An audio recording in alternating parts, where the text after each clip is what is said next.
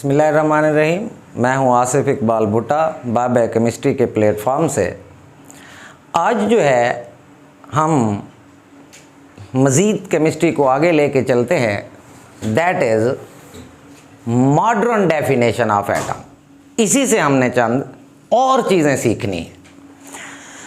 तो वर्ल्डली या old definition तो हमने पिछले लेक्चर्स में की, एट मास अनडिवाइडेबल नॉट कटेबल, लेकिन हमने एटम के हिस्से पढ़े, दो हिस्से हैं, फिर सब एटॉमिक पार्टिकल्स पढ़े, एटम में इलेक्ट्रॉन प्रोटॉन न्यूट्रॉन हैं, और एटम को तोड़ा भी जाता है न्यूक्लियर फिशन, और छोटे न्यूक्लियाई को जोड़ के बड़ा एटम भी बनाया जाता है न्यूक्लियर फ्यूजन। यानी जो वर्ल्डली मीनिंग थे 1400 बीसी में जब ये 700 बीसी में जब ये नाम रखा गया था, तो अब उसके मीनिंग टोटली चेंज हो गए हैं कि अब वो अनकटेबल नॉन डिवाइडेबल पार्टिकल तो नहीं है, डिवाइड भी हो गया, बल्कि उसके अंदर जो पार्टिकल हमने कहे सब एटॉमिक छोटे तो वो हुए, स्मॉलेस्ट पार्टिकल एटम तो ना रहा, जिनसे ये मिलकर बना हुआ है वो स्मॉलेस्ट है। तो केमिस्ट्री ने वर्ल्ड एटम को नहीं छोड़ा, इसकी हिस्ट्री टोटल चेंज हो गई। वजह हो सकता है अगर ये democratic at mass a and term इस्तेमाल ना होती तो शायद किसी का दिमाग स्मॉलेस्ट पार्टिकल के बारे में जाता ना, और आज जो केमिस्ट्री ने रेवोल्यूशन दी है, बहुत बड़ी तब्दीली दी है दुनिया में, माशरे में, हर हवाले से, वो ना होती। तो एटम वर्ल्ड को तो नहीं हटाया गया, लेकिन इसकी डेफिनेशन को मॉडर्न न्यू लेटेस्ट वर्जन के अंदर चेंज कर दिया गया है। तो दैट इज द मॉडर्न और new definition of an atom. तो क्या है? The smallest particle of the matter which may or may not कह दें, can or cannot कह दें, which may or may not exist freely in nature, और exist freely in nature की जगह हम एक लफ्ज़ भी इस्तेमाल कर सकते हैं, वो है इंडिपेंडेंटली।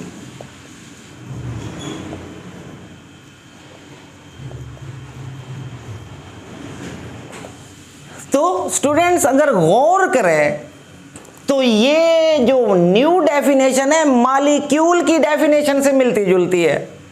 अब जो मॉलिक्यूल की डेफिनेशन है उसमें मे नॉट नहीं है, the smallest particle which can exist independently, which can exist freely in nature, molecule के लिए शर्त है।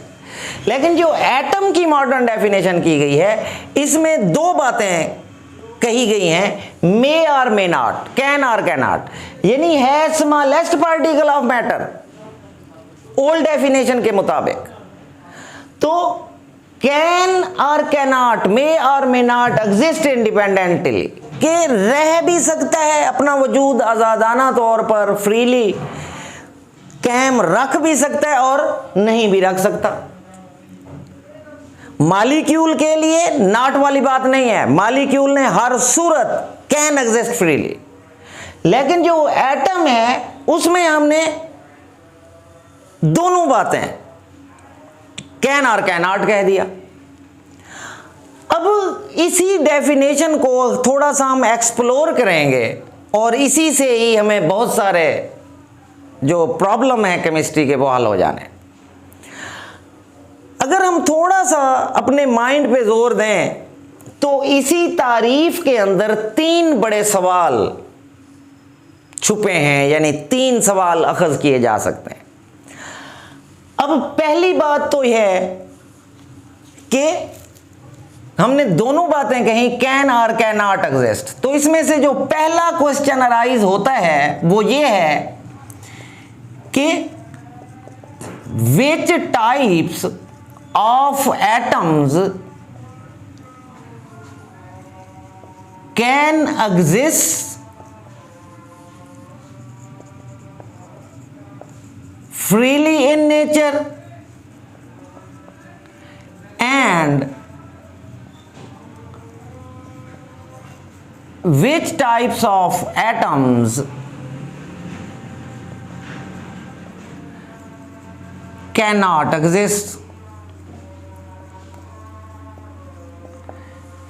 पहला सवाल कि हमने कहा कैन और कैन नॉट एग्जिस्ट। पहले तो हमें यह सवाल पता होना चाहिए कि कौन से एटम एग्जिस्ट कर सकते हैं, कौन से नहीं कर सकते।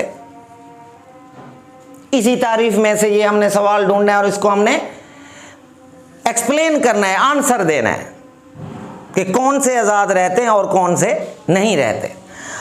अब जो दूसरा सवाल इसी डेफिनेशन से निकलता है या इसी क्वेश्चन से निकलता है कि अब जो एग्जिस्ट करते हैं वो क्यों करते हैं और जो एग्जिस्ट नहीं करते वो क्यों नहीं कर सकते। अब सेकंड क्वेश्चन है the atoms which can exist independently or freely in nature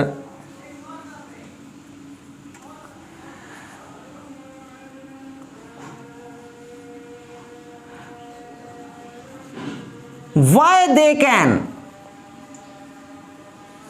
कि जो एग्जिस्ट करते हैं वो कैसे करते हैं या वो क्यों करते हैं। why they can exist और how they can exist, वो कैसे अपना आजादाना वजूद कायम रखते हैं।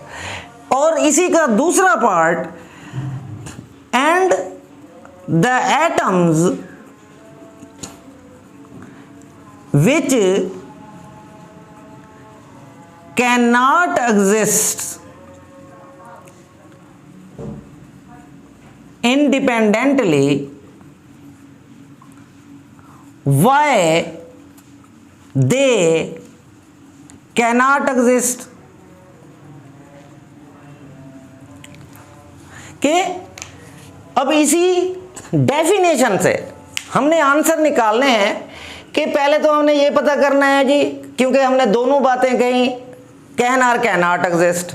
अब पहले तो हमें ये पता होना चाहिए कि कौन से एटम एग्जिस्ट करते हैं कौन से नहीं करते। हमारा पहला क्वेश्चन है इसी डेफिनेशन से, इसका हमें आंसर चाहिए। दूसरा, अब जो एटम एग्जिस्ट करते हैं इंडिपेंडेंटली वो क्यों करते हैं, आखिर उनमें ऐसी कौन सी प्रॉपर्टी है, क्या खास बात है।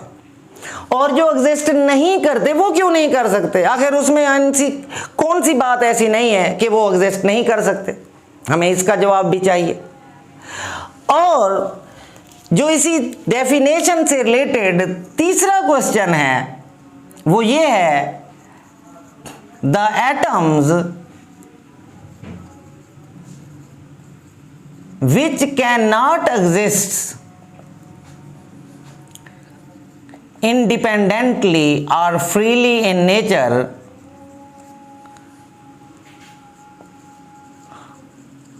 how they can exist, कि वो फिर कैसे अपना वजूद कायम रखते हैं।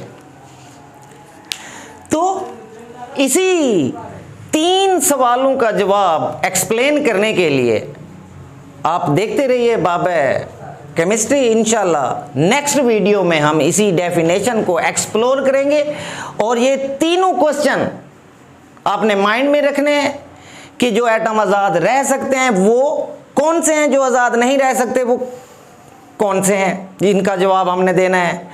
जो आज़ाद नहीं रह सकते वो क्यों नहीं रह सकते और जो एग्जिस्ट करते हैं वो क्यों करते हैं, इसका भी हमने आंसर देना है।